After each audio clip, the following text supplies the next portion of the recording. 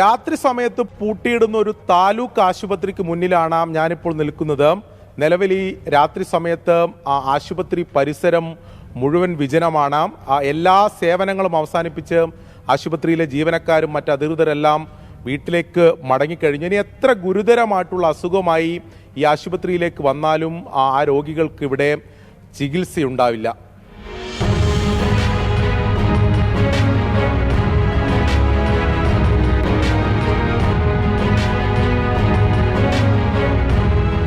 ഇവിടെ രാത്രികാല ചികിത്സയില്ല എന്ന് പറയാൻ പോലും പേരിനൊരു ജീവനക്കാരനില്ല.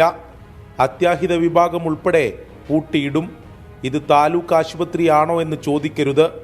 ഇവിടെ ഇങ്ങനെയാണ്. കാര്യമറിയാതെ ഓടിയെത്തുന്ന രോഗികൾ നിരാശയോടെ മടങ്ങും. കുഞ്ഞിനെ കാണിക്കാൻ വേണ്ടിയിട്ട് കുഞ്ഞിന് ചെറിയൊരു ഡോർ എടുക്കുമ്പോൾ കയ്യിൽ വന്നു.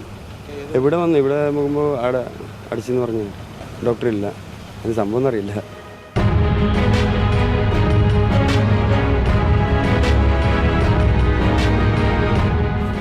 ഇത് മിക്ക ദിവസങ്ങളും ഇതേ അവസ്ഥയാണെന്ന് തോന്നുന്നു. ഇപ്പോൾ കുറേ ദിവസമായിട്ട് രാത്രി ഡോക്ടറില്ലാന്നാണ് പറഞ്ഞിട്ട്.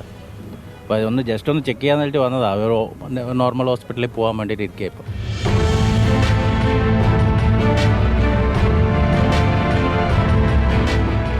നേരമിരുട്ടി എന്തെങ്കിലും അത്യാഹിതം സംഭവിച്ചാൽ കാസർഗോഡ് അല്ലെങ്കിൽ മംഗളൂരുവിലെത്തണം.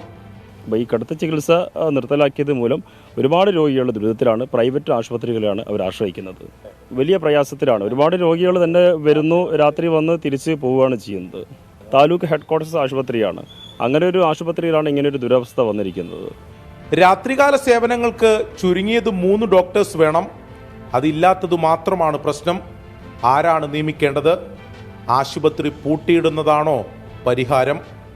ആർക്കു വേണ്ടിയാണ് ഈ കെട്ടിടങ്ങൾ ഇങ്ങനെ പണിതൊരുക്കിയിരിക്കുന്നത്? എന്തിനാണ് ഇന്നാട്ടുകാർ ഈ ദുർഗതി അനുഭവിച്ചു കൊണ്ടിരിക്കുന്നത്? 1 മാസം കഴിഞ്ഞിട്ടും ഡോക്ടേഴ്സിനെ നിയമിക്കാൻ കഴിഞ്ഞില്ലെങ്കിൽ അത് ഈ നാടിനോടുള്ള അവഗണനയാണ്. അതോടൊപ്പം ആരോഗ്യവകുപ്പിന്റെ കെടുകാര്യസ്ഥതയുമാണ്. മംഗൽപാടി താലൂക്ക് ആശുപത്രിക്ക് മുന്നിൽ നിന്നും അഭിലാഷ് പള്ളിക്കരക്കൊപ്പം അരുൺ പൂപ്പറമ്പ, 24. പൊതുജനം കഴുതയല്ല സാർ.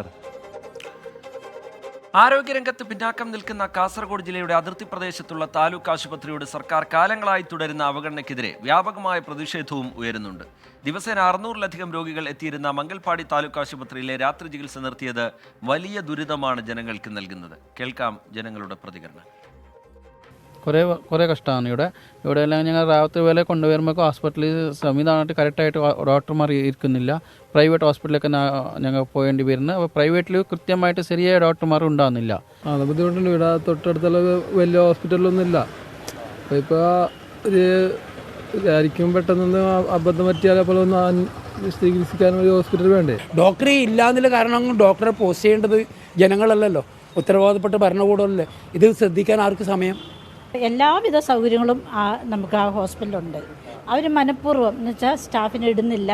അത് ഉള്ളവരെ തന്നെ വെളിയിൽ നിന്നുള്ളവർ അധികം കൊണ്ടുവരുന്നത് എന്നുവെച്ചാൽ ഈ ഡിസ്ട്രിക്റ്റിലല്ലാത്തവരെ അധികം അവിടെ പോസ്റ്റ് ചെയ്യുന്നു. സർക്കാർ ഇതിന് മുൻകൈ എടുത്തിട്ട് ഇത് ചെയ്ത് രാത്രികാലത്തിലും സേവനം കിട്ടാൻ വേണ്ടി നാട്ടുകാർക്ക് ഗുണപ്രദമാകാൻ വേണ്ടി സർക്കാർ തന്നെ തീരുമാനം എടുക്കണം. നല്ലൊരു ഹോസ്പിറ്റലാണ്, നല്ലതായിട്ട് പ്രവർത്തിച്ചു വന്നതാണ്. ഈ കഴിഞ്ഞ കുറേ കാലമായിട്ട് അതിൻ്റെ പ്രവർത്തനം നിയന്ത്രിക്കാത്തതാണോ വേണ്ട രീതിയിൽ നടത്താത്തതാണോ എന്നിട്ട് എത്രയോ രോഗികളാണ് ഇവിടെ നിന്ന് മംഗലാപുരത്തേക്ക് പോകണേ. വളരെ ദൂരമുണ്ട്. രാത്രി എല്ലാവരും എന്തെങ്കിലും പറ്റിയ അപ്പം തന്നെ മംഗലാപുരത്തേക്കാണ് പോകുന്നത്. ഇവിടെ അതിനുള്ള സൗകര്യങ്ങളൊന്നും ഇല്ലല്ലോ. അപ്പം ജനങ്ങൾ പെട്ടെന്ന് ആംബുലൻസ് പിടിച്ച് മംഗലാപുരം സൈഡിലേക്ക് പോകും. ലോകത്തെവിടെയായാലും ഏത് സമയത്തും 24 വാർത്തകളും ഓഗ്മെന്റഡ് റിയാലിറ്റി പാക്കേജുകളും എക്സ്പ്ലെയിനറുകളും വിശദമായി കാണാൻ ഞങ്ങളുടെ യൂട്യൂബ് ചാനൽ നിങ്ങൾക്ക് സബ്സ്ക്രൈബ് ചെയ്യാം.